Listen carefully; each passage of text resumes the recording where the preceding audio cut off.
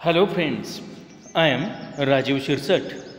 Today we are going to see a famous poem which is based on your standard 12th class subject English. The title of the poem is Money. As we know, the Money poem, which is written by William H. Davis. Dear students, topic of the day is a poem written by a Welsh poem William H Davies. It's money. आज आपण मनी या कवितेविषयी पाहणार आहोत. मनी म्हणजे आपल्याला माहितीच आहे की पैसा हा सर्वांना हवा असतो आणि कुणाला नसेल वाटत तरीही त्याला हवाच असतो आणि पैशाशिवाय जग चालत नाही असं म्हणतात. पण पोएट इथं एकमेव अशी व्यक्ती आहे की जो श्रीमंत होता परंतु तो आनंद घेऊ शकत नव्हता त्या पैशाचा. त्यामुळे त्याला खरा आनंद हा गरिबीतच जाणवतो. हे या पोएटमधून सांगितलेलं आहे. Let's see the poet. Introduction. पोएटची थोडीशी आपण ओळख घेऊया. पोएट म्हणजे in the United Kingdom and the United State he spent a significant part of his life as a tramp or hobo. म्हणजे पोएटने युनायटेड किंगडम आणि युनायटेड स्टेट्समध्ये त्याने त्याच्या महत्त्वपूर्ण जीवनाचा जो कालावधी होता तो तिथे घालवला. In the middle of age he became a peddler और a street single in England. इंग्लंडमध्ये तो मध्यमवर्गीय आयुष्यामध्ये तो एक स्ट्रीट सिंगर म्हणून ओळखला गेला इंग्लंडमध्ये. And the soul destroyers and other poems in his first publication of the poem value after several years of wandering life. त्याची जी पहिलं पब्लिकेशन होतं soul destroyer, the soul's destroyer and other poems अशा स्वरूपाचे त्याने पोएम लिहिलेले आहेत. ही एक पोएटची थोडक्यात ओळख आपण पाहिली. पुढं पाहूया the theme of the poem. Theme म्हणजे काय तर थीमचा अर्थ असतो की मुख्य विषय. कवितेचा जो मुख्य भाग असतो त्याला थीम म्हटलं जातं. Theme of the poem. This poem indicates the determination of poet who wants to be poor to seek eternal pleasure of life. Importance of money can be realized in poor economical condition only. The friends rich by hearts are better than rich by money. Materialistic pleasure vanishes in the flow of time, but eternal pleasure remains as it is. म्हणजे कवितेची मध्यवर्ती कल्पना काय, कविता कशाविषयी आधारित आहे तर poem या ठिकाणी दर्शवते की कवितेची जी डिटर्मिनेशन आहे, इच्छा आहे ती काय आहे की गरीब लोकांच्या खरा आनंद जाणून घेणं आणि गरिबांना पैशाचं महत्त्व समजतं. हे गरिबांनाच पैशाचं महत्त्व जाणणारे फक्त गरीबच असतात. आणि दुसरं एक तोड सांगतो की मनाने श्रीमंत असणारी लोक खूप छान, म्हणजे पैशाने श्रीमंत असणाऱ्या लोकांपेक्षा मनाने श्रीमंत असणारे लोक मित्र हे खूप सुंदर असतात, छान असतात असं तो म्हणतो. आणि सगळं काही म्हणजे गरिबीमध्ये जो आर्टिफिशियल कृत्रिमरित्या निर्माण केलेला आनंद असतो तो गरीब जीवनामध्ये जगण्यामधला आनंद काय असतो ते या पोएममधून इथं सांगितलेलं आहे. आणि theme of the poem can be covered in following points. म्हणजे या कवितेची जी काय मुख्य विषय आहे ते खालील 3 पॉईंटच्या माध्यमातून आपल्याला दिसतो. पहिला आहे money can't give you eternal happiness. म्हणजे पैसा आपल्याला परिपूर्ण आनंद देऊ शकत नाही. हे या पोएममधून सिद्ध झालेलं आहे. Poor people laugh freely with their little earning and few friends. म्हणजे तो सांगतो की श्रीमंतांपेक्षा गरीब लोक ही मुक्तपणे हसू शकतात, मुक्तपणे आनंद घेत असतात त्यांच्या थोड्याशा दिवसभराच्या कमाईवर आणि खऱ्या मित्रांसोबत आनंद घेत असतात. आणि तिसरा मुद्दा या पोएममधून सांगितलेला आहे. In richness a lot of friends of poet remain false. म्हणजे पोएट ज्यावेळेस श्रीमंत होता त्यावेळेस त्याला जे जे कोणी मित्र भेटले ते सगळे खोटारडे होते, लबाड होते. And untrue but in poor friends were few but true. पण ज्यावेळेस तो गरिबीमध्ये आला त्याच्याकडे पैसे नव्हते त्यावेळेस त्यांनी मित्र पाहिले त्यावेळेस ते खऱ्या अर्थाने रिअल होते, सत्य होते. हे या थीम ऑफ द पोएममधून आपल्याला पाहायला भेटतं. लेट्स सी पुढं पोएम आपण पाहूया वन बाय वन. सजेस when I had money I knew no joy till I went poor. For many a false main as a friend came knocking all day at my door. Then felt I like a child that holds a trumpet that he must not blow. Because a man is dead, I dared not speak to let this false world No. Much have I thought of life and seen how poor men's heart are ever light, and how their wives do hum like bees about their work from morn till night. So when I hear these poor ones laugh and see the rich ones coldly frown, poor men think I need not go up so much as rich men should come down.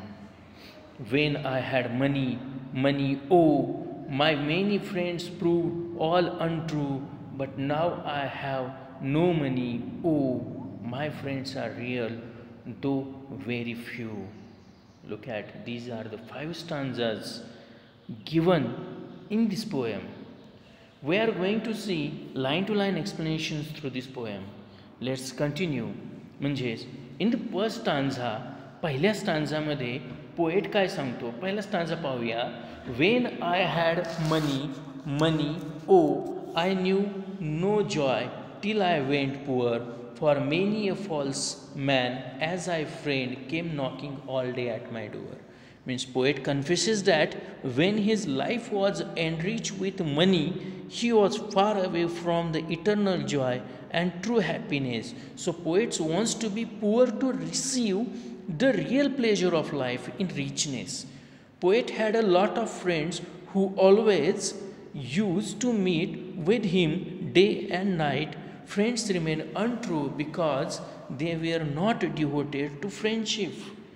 Poet इथं पहिल्या स्टांझामध्ये सांगण्याचा प्रयत्न करतो आहे की ज्यावेळेस त्याच्या आयुष्यामध्ये भरपूर पैसा होता, त्याच्याकडे भरपूर पैसा होता, म्हणजे तो त्याच्या खऱ्या आनंदापासून खूप दूर होता. आणि म्हणून तो पोएट्सला असं वाटतं की खरा आनंद हा गरीब जगण्यातच आहे. आणि श्रीमंतीमध्ये त्याच्याकडे बरेच मित्र होते जे त्याला सतत भेटायचे, सकाळ दिवस रात्र त्याच्याजवळ असायचे, परंतु ते सगळे हे अनट्रू होते, फॉल्स होते. फॉल्स मॅन म्हणजे लबाड होते, जे कधीही त्यांना मैत्रीची जाणीव झाली नाही, असं पोएट इथून सांगतो. Then in the second stanza what the poet says, look at the second stanza. Then felt I like a child that holds a trumpet that he must not blow, because a man is dead I dared not speak to let this false world know. Look at the second stanza. Poet suggests while leading a life of richness, the life of poet was abounded with many restrictions and etiquettes. So poet compared his life with a boy having a strong desire to blow trumpets, but due to the circumference and manner he can't do it. According to the poet, a true feeling of happiness is buried under the false status of richness. Now, being poor, poet wants to lead the happy life. Poet doesn't want to utter any words about these conditions to the world, because the world is under the influence of false thinking of happiness. According to the norms of world, happiness can be bought by money. Richness is directly compared with happiness which remain untrue according to the poets. म्हणजे poet इथं सांगतोय की ज्यावेळेस तुम्ही श्रीमंतीकडे वाटचाल करत असता, त्यावेळेस तुमच्या आयुष्यामध्ये बरीच बंधनं असतात, बरेच काही नियम तुमच्या आयुष्याला लावून घ्यावे लागतात. आणि म्हणून पोएट त्याच्या आयुष्याची तुलना तो एका मुलाशी करतो. इथं उल्लेख केलेला आहे, then I felt like a child at holds. तो एका मुलाशी त्याची तुलना करतो की तो एका मुलाकडे एक खूप मोठंसं ट्रम्पेट आहे, तुतारी आहे, त्याची खूप इच्छा आहे की ती तुतारी वाजवावी, पण त्याच्या आयुष्यामध्ये अशी काय स्थिती आहे, असे काय प्रसंग आलेले त्याच्या आयुष्यामध्ये की तो वाजवूच शकत नाही. आणि म्हणून पोएटच्या दृष्टीने खरा आनंद हा गरिबीत आहे, जो उगीच ढोंगी लबाड अशा श्रीमंतीमध्ये खरा आनंद नाही आहे, तर तो खरा आनंद आहे गरीब असण्यामध्ये. आणि पोएट्सला आनंदी जीवन जगायचं आहे. आणि म्हणून पोएट कुठलाही एक शब्दसुद्धा उच्चारू इच्छित नाही, किंवा तो जगासमोर कुठल्याही एक भाष्य करू शकत नाही, करायची इच्छाच नाही आहे त्याला, कारण तो जो ज्या जगाबरोबर राहिला ते जग हे लबाड होतं, नुसत्याच खोट्या आनंदाचं ते प्रतीक होतं. आणि अकॉर्डिंग टू द नॉर्म्स तो म्हणतो की जर खऱ्या अर्थाने पाहिलं तर जगातील काही लोकांना पैशातून आनंद मिळतो, श्रीमंतीमधून आनंद मिळतो, परंतु तो आनंद हा अनट्रू असतो. पोएटच्या दृष्टिकोनातून तो आनंद हा लबाड असतो. श्रीमंतीपेक्षा गरिबीमध्येच खूप मोठा आनंद लपलेला असतो. Look at the third stanza. तिसऱ्या स्टांजामध्ये पोएटला काय सांगायचं आहे? Look at much have I thought of life and seen how poor men's hearts are ever light and how their wives do hum like bees about their work from morn till night. Look at in this 4 line what poet wants to say. Let's see. Poet has observed and learned the aspect of life minutely. He observed that heart of poor person is more delighted and contented, though earn little penny each day. Poet by heart is impressed by the little activity of poor person which are full of happiness, and apart from rich person the wives of poor person are complaining and humming like bees about the efforts taken by their husband from morning to evening, and poor persons are struggling to get penny and save it, but the wives have to take more efforts to maintain the household work. They don't have enough money to spend. Poet is strongly fascinated by such behavior and circumstances.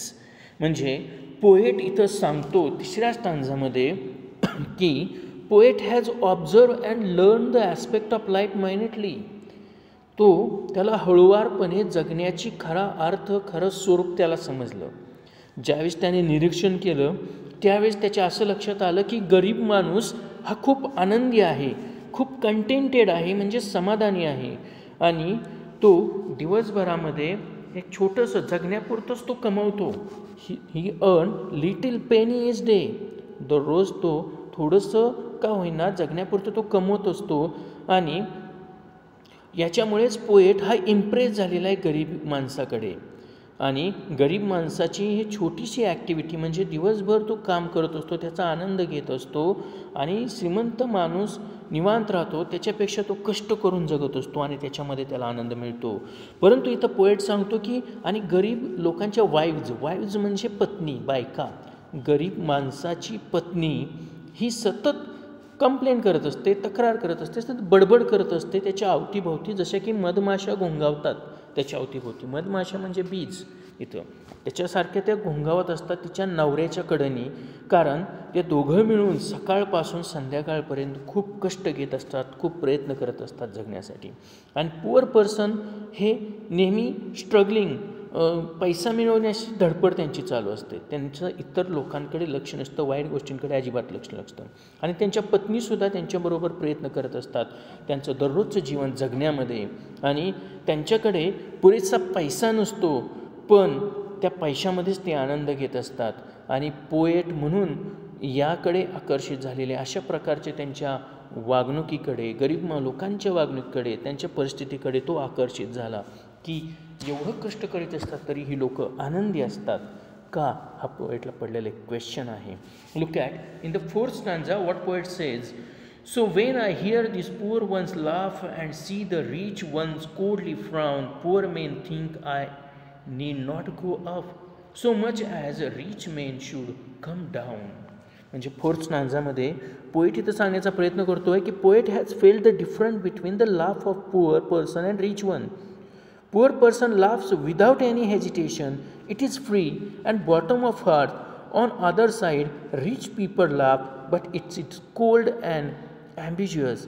Poet painted out that rich person are far away from the real happiness. They left behind the true happiness in search of more and more money. Poor person is happy with his daily earning and closely connected to the eternal joy of soul. So poet suggested that rich person wanted to go down to be in touch with eternal happiness of soul. means in the fourth stanza poet has felt the difference between poor and rich. पोएटला या स्टांजामध्ये श्रीमंत व्यक्ती आणि गरीब व्यक्ती या दोघांमधला फरक समजला. आणि फरक कसा समजला तर गरीब लोकांचं हास्य हे कुठल्याही प्रकारची संकुचित वृत्ती निराशा मनामध्ये ठेवून नसतं आणि ते त्याच्या हृदयाच्या अगदी काळजाच्या कोपऱ्यापासून आलेलं ते हास्य असतं. तर दुसरीकडे बघितलं तर श्रीमंत माणसाचं हास्य हे खूप महत्त्वाकांक्षी, एक थंड शांत निराशामध्ये असलेलं ते हास्य असतं. आणि पोएट पॉईंट करतो श्रीमंत लोकाकडे जो तो म्हणजे खरा आनंद तो घेऊ शकत नाही अँड तो त्याने खरा आनंद जो त्याचा पैशाचा होता तो खूप पाठीमागं तो सोडून गेलेला आहे असं तो म्हणतो. पैशामध्ये तो गेलेला आहे. म्हणून तो सांगतो की गरीब व्यक्तीचा आनंद हा त्याच्या दररोजच्या कमाईमध्ये असतो, दररोजच्या कमाईमध्ये दडलेला असतो आणि तो त्याच्या आत्मिक समाधानामध्ये पण लपलेला असतो. म्हणून पोएट इथं सांगतो की श्रीमंत लोकांना फक्त गरीब लोकांनी वरती जाण्यापेक्षा श्रीमंत लोकांनीच खाली येऊन पाहायला पाहिजे की गरीब लोकांचा खरा आनंद काय असतो हे या फोर्थ स्टांजामध्ये सांगितलेलं दिसतं. And look at the last stanza number 5. What the poet wants to say. When I had money O my many friends prove all untrue but now I have no money O my friends are real though very few. Look at in this stanza, poet has compared his economical condition with the past.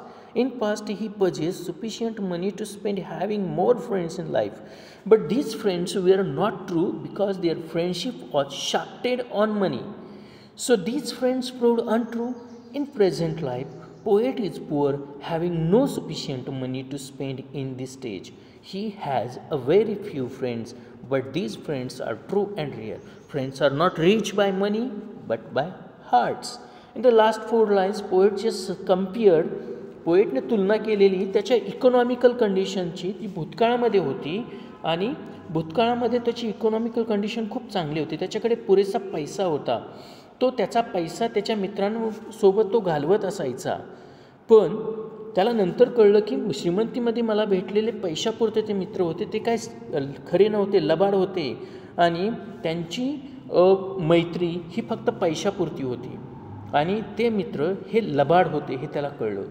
परंतु in the present life बघा या last स्टांजामध्ये past life and present लाईफबद्दल तो बोलतो. In present life तो म्हणतो की मी आता गरीब आहे, माझ्याकडे पैसा नाही आहे, पुरेसा पैसा नाही आहे आणि या स्टेजमध्ये मला काही थोडेफार मित्र आहेत, ज्यांच्याकडे पैशासाठी आलेले मित्र हे मला सोडून गेले आणि राहिलेले जे काही मित्र हे तेच गरिबीमध्ये मला साथ देणारे आहेत आणि तेच फ्रेंड हे ट्रू आहेत, खरे आहेत आणि सत्य आहेत, वास्तव आहेत. म्हणजे तो सांगतो की जे पैशाने श्रीमंत असलेल्या मित्रांपेक्षा मनाने श्रीमंत असलेले मित्र असणं हे खूप महत्त्वाचं असतं. Look at in the last line this poet suggested here. In the last line, friends are not reached by money but by heart. म्हणजे या ठिकाणी पोएट इथं सांगतो की friends are real though very few, म्हणजे तिथं रिअल फ्रेंड्स हे खूप कमीच असतात. So as this way poets अशा पद्धतीनं त्याचं एक्सप्लेनेशन या पोएटमधून त्याच्या भावना श्रीमंत आणि गरीब असण्यामधला त्याने डिफरन्स इथं सांगितलेला आहे.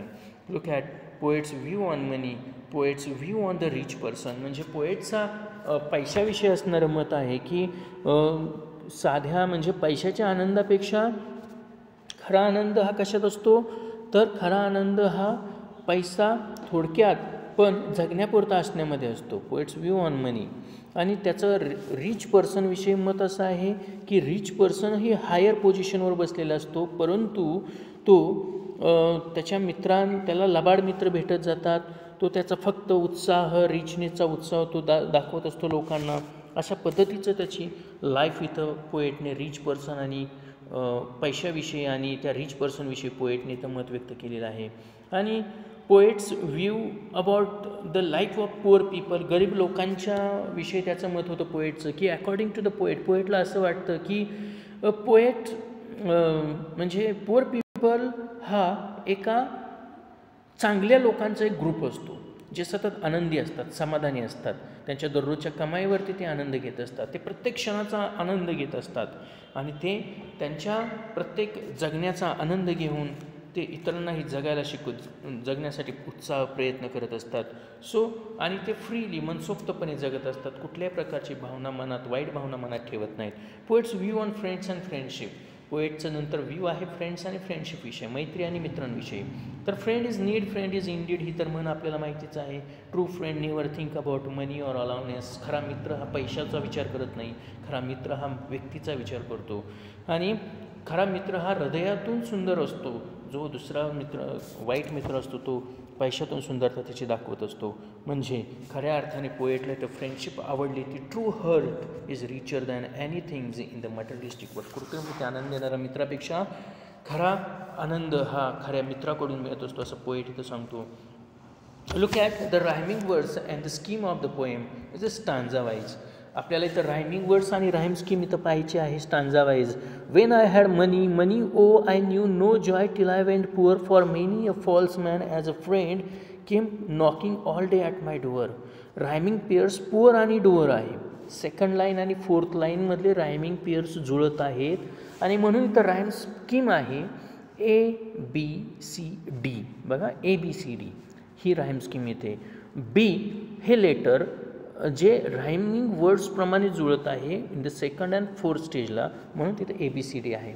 Second stanza. Then felt I like a child that holds a trumpet that he must not blow, because a man is dead I dared not speak to let this false word no.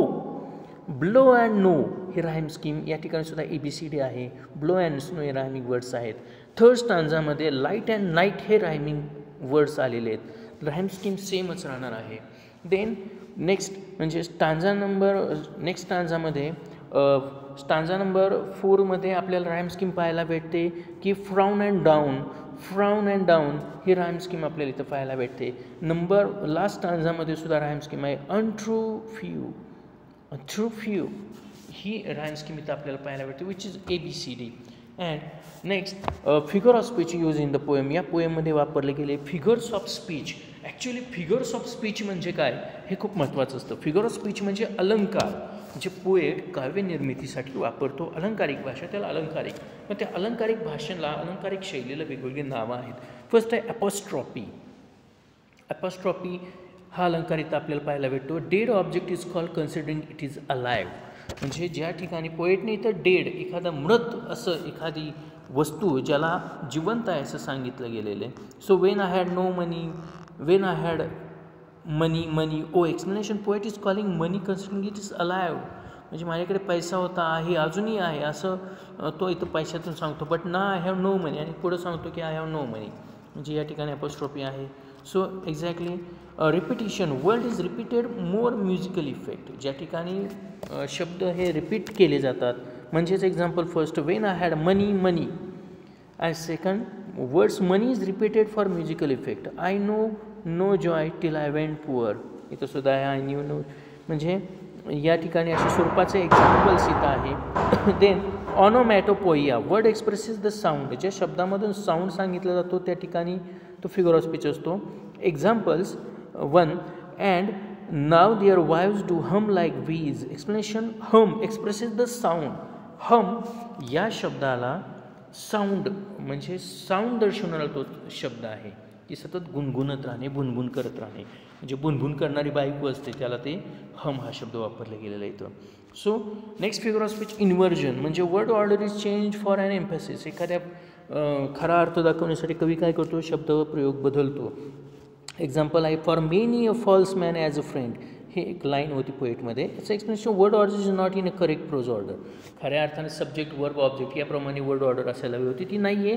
Pros order खरी कशी आहे. A false man as a friend for many poor men think I need I not go up much have I thought of life and seen. ही खालची 2 उदाहरणं दिलेली आहेत. कशा स्वरूपाचं इन्व्हर्जन असतो की शब्द बदलले जातात. तर खालची 1 आणि 2 जी लाईन्स दिली ते तुम्ही करेक्ट करा. देन ॲलिट्रेशन आहे म्हणजे अनुप्रास अलंकार. Beginning sound of the word is repeated for musical effect. एखाद्या ओळीतल्या शब्दाचा पहिला साऊंड हा रिपीट होत असतो. For example, for many a false man as a friend, explanation sound F म्हणजे sound F is repeated for musical effect. Because a man is dead I dared. Second example, poor men think I need not go up. Fourth example, my many friends prove all untrue.